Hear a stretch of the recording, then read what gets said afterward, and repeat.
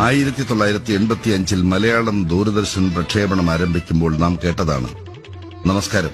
പ്രധാന വാർത്തകൾ വായിക്കുന്നത് ബാലകൃഷ്ണൻ. സ്ത്രീ ശബ്ദമാണെങ്കിൽ അത് മായിയോ രാജേശ്വരി മോഹനോ ഹേമലതയോ ആയിരിക്കും, ഉറപ്പ്. ഇന്നത്തെ പോലെ മാധ്യമ കോമാളിത്തമില്ല. 7 മണി തൊട്ട് 15 മിനിറ്റാണ് കണക്ക്. കൂടിയ താപനില കുറഞ്ഞ താപനില കൂടി കഴിയുമ്പോൾ ചിലപ്പോൾ 5 മിനിറ്റ് കൂടി കൂടും. അതൊരു വെള്ളിയാഴ്ചയാണെങ്കിൽ അദ്ദേഹം കുറെ പ്രാക്കും വാങ്ങിക്കും. കാരണം ആ പോയ 5 മിനിറ്റ് ഞങ്ങളുടെ ചിത്രഗീതത്തിലെ ഒരു പാട്ടാണ്. എന്തൊക്കെയാണെങ്കിലും ഭൂതല സംപ്രേഷണം 8 മണിക്ക് തീരും. പിന്നെ ആകെ മൊത്തം ഹിന്ദിക്കാർ രംഗം കൈയടക്കും. പിന്നീട് വെള്ളി ശനി ദിവസങ്ങളിൽ രാത്രി ഹിന്ദി സിനിമ കാണും.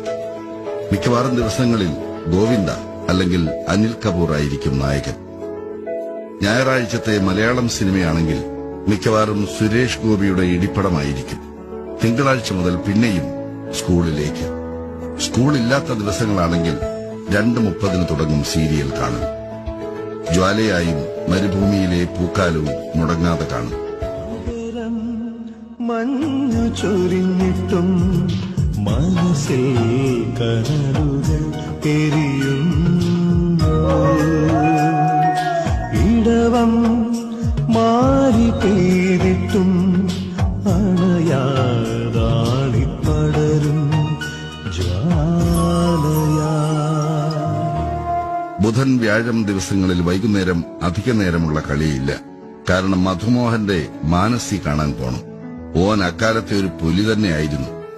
പിന്നെ ഒരിക്കലും നഷ്ടപ്പെടുത്താത്ത ഒരു പരിപാടിയായിരുന്നു ആഴ്ചയിൽ ഒരു ദിവസമുള്ള തിരനോട്ടം. അത് കണ്ടാലേ അടുത്ത ഒരാഴ്ചത്തെ പരിപാടികളെക്കുറിച്ച് ഒരു ധാരണ കിട്ടും. നമസ്കാരം.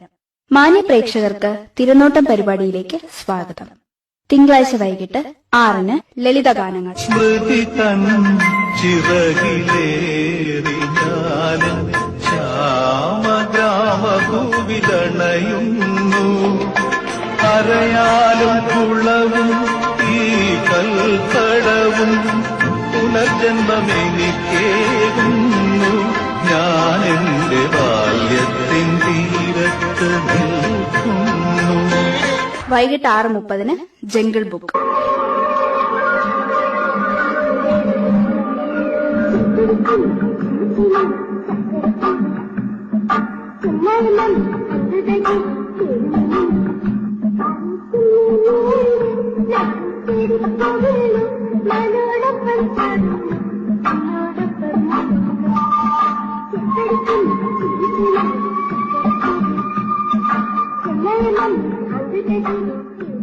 പിന്നെ എല്ലാ കാലത്തും ഏത് നേരത്ത് വേണമെങ്കിലും വരാവുന്ന ഒരു പരിപാടിയായിരുന്നു മഴവില്ലഴകുമായി എത്തുന്ന തടസ്സം നേരിട്ടതിൽ ഖേദിക്കുന്നു എന്ന വാചകം.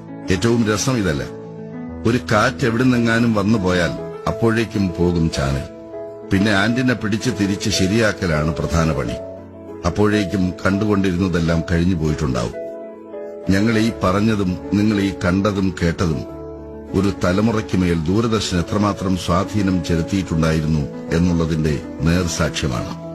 നിങ്ങളിൽ ചിലരെയെങ്കിലും ആ നല്ല ഓർമ്മകളിലൂടെ കൂട്ടിക്കൊണ്ടുപോകാൻ സാധിച്ചു എന്ന് ഞങ്ങൾ പ്രതീക്ഷിക്കുന്നു.